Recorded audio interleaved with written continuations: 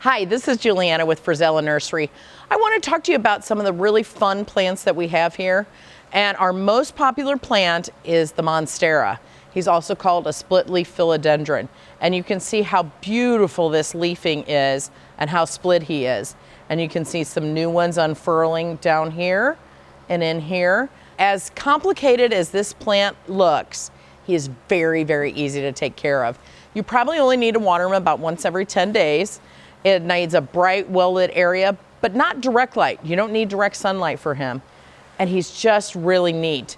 The only thing is a philodendron is not very pet friendly. So this is really a plant for non-plant pet families, or just keep it away from one of your pets. But it's a beautiful plant, great for an office setting. It grows nice and big, has a lot of good looks and a lot of character.